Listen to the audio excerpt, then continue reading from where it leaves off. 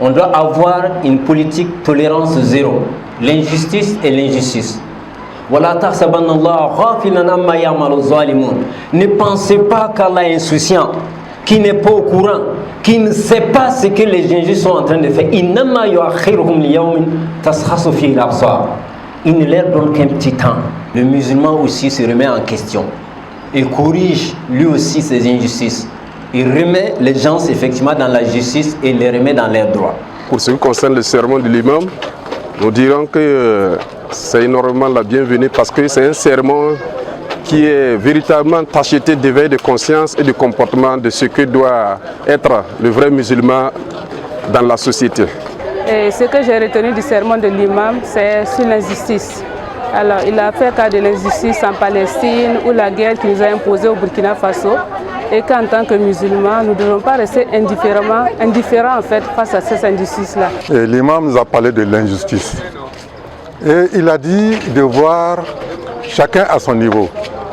Si on pense que dans la communauté, au niveau de la nation, il y a de l'injustice, mais que chacun se remette en cause aussi dans la famille.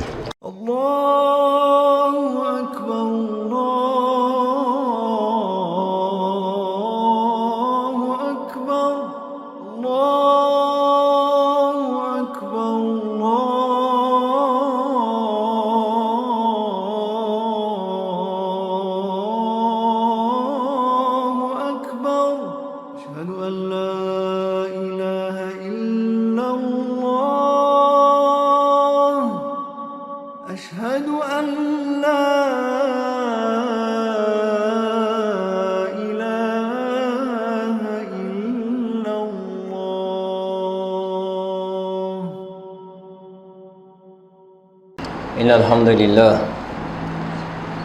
نحمده ونستعينه ونستغفره ونعوذ به من شرور أنفسنا ومن سيئات أعمالنا وصلى الله على سيدنا محمد وعلى آله وأصحابه ومن تبعهم بإحسان إلى يوم الدين وبعد يا أيها الذين آمنوا اتقوا الله حق تقاته ولا تموتن إلا وأنتم مسلمون.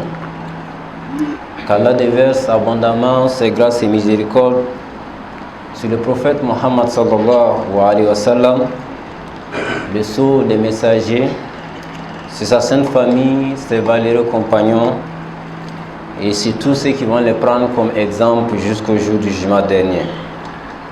Nous demandons à Allah de nous maintenir sur cette voie, ainsi que nos enfants et les enfants de nos enfants, et pour toute notre lignée jusqu'à la fin des temps, Inch'Allah. Chers frères et sœurs en islam, nous vivons actuellement une époque très difficile, très rude, très diverse, et surtout violente, à travers certains pays, ou si vous voulez dans certaines contrées. Nous avons des individus qui souffrent, des femmes, des hommes, des enfants, voilà, qui souffrent du fait de l'injustice ou des injustices très souvent imposées à ces gens-là, du fait des conflits ou de façon générale du fait des comportements de leurs semblables. Chers frères et sœurs en islam, aujourd'hui, il n'est pas un secret pour quelqu'un que lorsque vous ouvrez les médias, vous surfez sur les réseaux sociaux, vous tombez la plupart du temps sur des gens qui sont victimes de viols, de vols, des gens qui sont obligés de quitter leur territoire pour aller ailleurs parce qu'ils sont victimes soit du terrorisme ou tout simplement d'un conflit armé qu'on leur a imposé, comme c'est le cas de certains peuples. Et là, je désigne les frères palestiniens qui souffrent depuis un certain temps. Des mosquées qu'on bombarde, des centres de santé qui sont bombardés, des femmes et des enfants tués. Et lorsqu'on revient chez nous, c'est à peu près le même scénario qu'on a lorsqu'on rentre dans nos contrées, dans nos villages. Aujourd'hui, vous avez des gens qui ont cultivé et à l'approche des récoltes, on vit les récoltes tout simplement brûlées par des gens voilà, qui ne leur reproche rien du tout, si ce n'est tout simplement de vivre. Voilà, ou qu'on exproprie ces gens-là de leurs biens. On vous laisse finir, vous récoltez tout, et on vous dit de quitter votre localité, mais vous devez quitter la localité, voilà, sans prendre quelque chose avec vous. Donc, votre dur labeur, les fruits que vous avez engrangés, vous les laissez. Et si ce n'est pas le cas, ce sont nos bétails qu'on vient donc chasser pour aller vendre ailleurs. Ce sont des situations très difficiles qui ne peuvent pas laisser le musulman indifférent.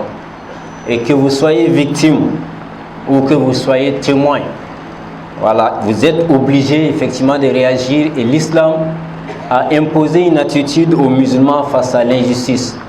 Qu'ils soient victimes ou qu'ils soient témoins, on a un comportement. Parce que très souvent vous entendrez les gens se vous poser la question: comment est-ce que moi j'ai réagi? Comment est-ce que je me comporte? Et ça, c'est encore pour les plus consciencieux d'entre nous. Sinon, il y a carrément des gens qui ne se posent même pas de questions, qui vont qu'à leur occupation et qui peut-être se disent que ça ne les concerne pas. Et justement, la première attitude que l'islam va nous recommander, c'est de dire que par rapport à l'injustice, il n'y a pas en fait d'indifférence, pardon. On doit avoir une politique tolérance zéro. L'injustice et l'injustice. Pour nous musulmans, ça se trouve dans l'ADN de notre religion, de combattre l'injustice, de dénoncer l'injustice et de supporter le juste.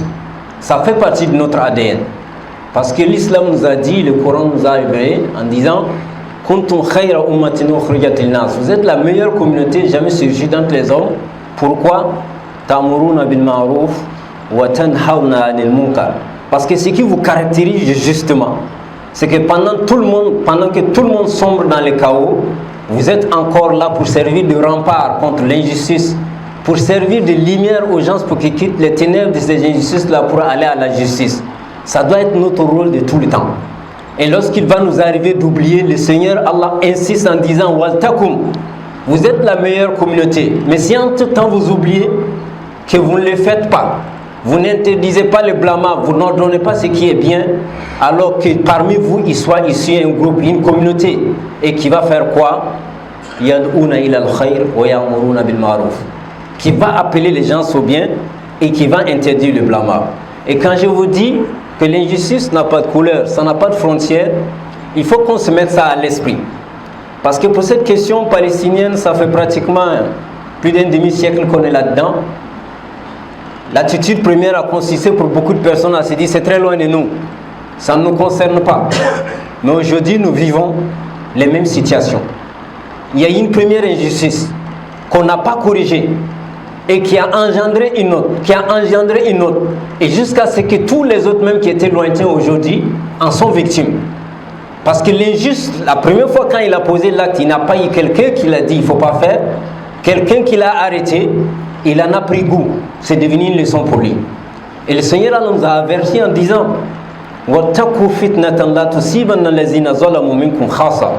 craignez l'injustice, craignez la fitna, le preuve qui va venir et qui ne va pas toucher seulement que les injustes d'entre vous. Donc on s'assied, on se dit: moi je suis bon, il n'y a pas de problème, les restes ça ne me regarde pas. Quand ça va arriver, ça va tous nous emporter. Et la plupart du temps, c'est dans ce cycle on est, que des gens aujourd'hui soient là à payer des frais, des injustices d'autres personnes. Parce qu'on ne l'a pas arrêté à un certain moment donné. Et ça c'est important qu'on le dise et le rappelle aujourd'hui. Quand l'islam le dit, ce n'est pas à cause d'une couleur, ce n'est pas parce qu'ils sont des musulmans, non. Si demain il y a un être humain qui est victime d'injustice, qu'il soit arabe, qu'il soit français, qu'il soit anglais, qu'il soit espagnol, qu'il soit noir ou qu'il soit blanc, le musulman est à côté pour défendre cette personne, pour justement dénoncer cette injustice-là. Parce que pour nous, ce n'est pas lié à la couleur. Et quand le prophète sallallahu nous dit: Man ra'a minkum al-munkar falyughayyirhu biyadi, quelqu'un qui est témoin d'entre vous d'un acte répréhensible, mauvais, de l'injustice, il n'a pas dit dans notre communauté musulmane, il n'a pas dit que ce soit dans une communauté où seulement que vous avez des justes entre vous. Ce n'est pas dit que c'est dans la communauté où vous avez des arabes, ou que vous avez des blancs, ou que vous avez des moussis ou des goumachis. Non, ce n'est pas le cas. Celui qui est témoin d'un acte répréhensible, d'une injustice, qu'il le change par ses membres. Il y a tout un degré. Donc vous avez le plus bas degré où quand même il faut détester par le cœur. Et le prophète Sam nous dit Zalika ad'aful iman. C'est le plus bas degré quand même de la foi.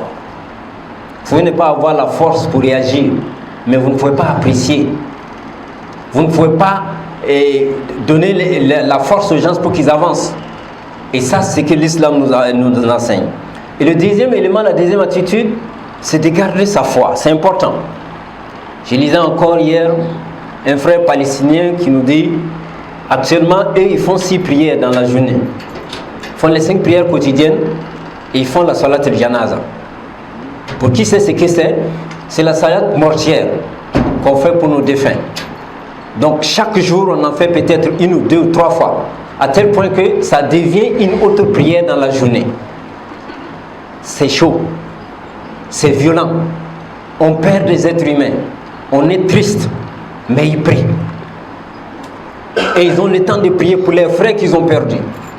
Qu'est-ce que nous allons dire lorsqu'on est très loin et que seulement une petite injustice nous touche? Alors sort tous les gros mots. Dieu m'a abandonné. Dieu dort. Il y en a qui vous disent non, Dieu a oublié l'Afrique. Dieu n'oublie pas, il nous répond, il ne dort pas. La ta'khudhuhu sinatun wala nawm. Ni somnolence ni fatigue ne le prend. Et quand on pense qu'effectivement il laisse les gens faire et qu'il ne se soucie pas de nous, il nous répond dans la sourate Ibrahim. Wala tahsabanna Allah ghafilan amma ya'malu zalimun. Ne pensez pas qu'Allah est insouciant, qui n'est pas au courant, qui ne sait pas ce que les injustes sont en train de faire. Innama yu'akhiruhum liyawmin tashasu fihi al-absar. Il ne leur donne qu'un petit temps, qu'un petit délai. Et quand le moment va arriver, il va les saisir. Et la suite du verset nous dit que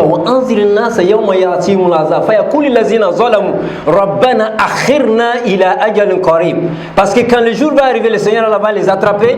Ils vont dire Seigneur Allah, fais-nous retourner, donne-nous juste un petit temps, pour qu'on puisse accepter ta parole, qu'on arrête toutes ces mauvaises choses qu'on a fait. Le Seigneur Allah dit non, parce qu'il y a eu un temps qu'on vous avait donné pour ça et vous avez dit que ce temps-là jamais n'arrivera. Alors aujourd'hui il est là, on ne vous retourne pas. Donc pour nous croyants, c'est important qu'on garde ça à l'esprit. Il est au courant, il est plus informé que tout. C'est pas quelque chose qui le surprend, non. Et en retour donc, on se doit de se confier à lui, de faire les invocations. Le prophète Sam nous a laissé l'exemple. Il est en pleine bataille, il trouve le temps pour faire sujoud. Il y a la guerre autour de lui, il y a des armes, des frères qui tombent. Il a le temps encore souvent pour s'arrêter pour faire des invocations. Et nous on a tendance à dire, là où on est arrivé, en fait, même l'invocation n'est plus un remède. Le croyant ne désespère pas. La ya'asu min rahmatillah illa zalimun. C'est seulement les injustes qui désespèrent. Même quand vous avez l'impression que tout est perdu, on reste dans la prière. Et cette prière, on le fait pour nous, pour nos frères qui sont dans les contrées, pour tous nos frères qui sont en Palestine qui souffrent, et pour tous nos frères qui sont en RDC qui souffrent, pour tous nos frères qui sont aussi au Soudan qui souffrent, qui sont obligés de quitter leur population, de quitter leur peuple, de quitter leur région, d'abandonner tout ce qu'ils ont en richesse pour pouvoir tout simplement sauver leur vie.